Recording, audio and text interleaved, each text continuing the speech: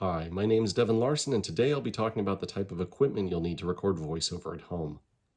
Now, before I get started, make sure you like this video, subscribe to my channel, and make sure you turn on notifications so you don't miss my next video. Now, it can seem overwhelming trying to figure out the type of equipment you'll need to record voiceover at home. I'm sure you've seen pictures of those professional recording studios with those large panels filled with sliders and dials that they have in the control booths. Technology's actually gotten a lot simpler since then, especially for the home studio. You're really only going to need a handful of pieces of equipment, but a word of caution, this is going to be a bit of an investment on your part. Prices can range quite a bit depending on what you're going for, but at minimum you're going to be spending several $100s, so keep that in mind. Now I'm going to break this list down into the essentials, the stuff I think you absolutely need to have, and then non-essentials, stuff I think is useful but you can do without at the beginning, especially if you're working off of a tight budget. Now, one of the essentials is going to be an acoustically sound recording space, which I covered on my last video on how to soundproof your home studio. I'm going to include a link to that in the description for this video, so go check that out. That's going to be number one. But without further ado, let's get into the rest of the equipment. Now, the first and most important piece of equipment you're going to need is your computer. It's the heart of your system, and everything else connects to it.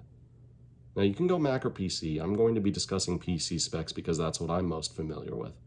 You're going to want something that has a reasonably fast processor. I have an AMD Ryzen 5 series in mine, and at least 16 gigabytes of RAM because you're going to want it to be fast enough to handle audio files quickly.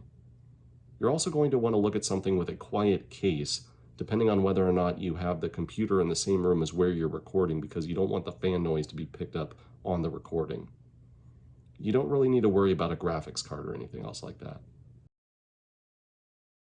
The next piece of equipment you're going to need is an audio interface, and it's what connects your microphone to your computer and converts the audio signal from the microphone into a digital one for the computer. It's also going to have controls built in for adjusting gain or the loudness, and microphone preamps that boost the signal coming from the microphone so that it's loud enough for the recording. I've been using a Focusrite Scarlett 2i2 and it served me pretty well. The most obvious piece of equipment you're going to need is a microphone. Now you have a lot of options as far as that goes, and they vary in price wildly from around $100 at the very low end to multiple thousands of dollars depending on what you want to spend. You have to figure out what makes you sound the best, whether you go with a dynamic microphone, a condenser microphone, or a shotgun microphone. There are different pros and cons to each. I'll discuss this more on a future video, so keep an eye out for that. I use a condenser microphone with a cardioid pickup pattern, a Rode NT1A, and I like it because it's more sensitive and it picks up your voice in a more intimate sounding way. It also boosts the audio signal coming from the microphone before it gets to the computer so you don't have to do it after the fact, so that's another benefit. You're also going to need a set of headphones so that you can monitor yourself while you're recording and editing on playback. I recommend the Sony MDR7506. They're closed back, which means they cover your ears and they provide exceptional sound for the price. To wrap up the essentials, you'll also need a microphone stand or a boom arm, something to isolate your microphone from the desk or surface that it's resting on so that vibrations don't travel up from that into the microphone and get picked up on your recording. I'm using a Rode PSA-1 boom arm and it served me pretty well. You're also going to need an XLR cable to connect your microphone to your audio interface.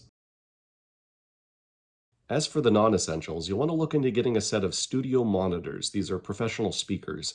And I use the PreSonus Aris 3.5. I find them pretty fantastic for the price. And the reason you want these is so that you can listen to yourself not through your headphones but through the monitors as you're recording. It makes you way more present, although during the editing process you'll want to switch over to using your headphones.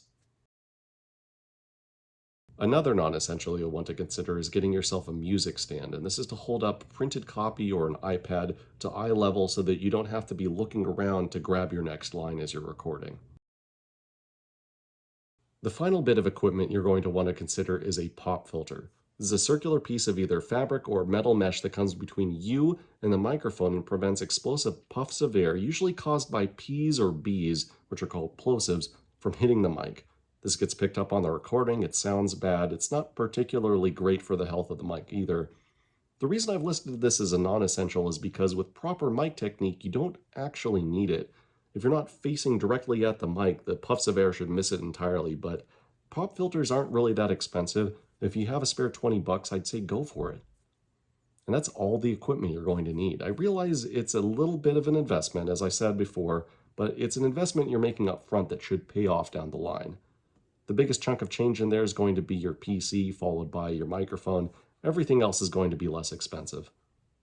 And that's the video. Thank you so much for watching. Please like and subscribe to my channel. Turn on notifications so you don't miss the next one. And I'll see you next time.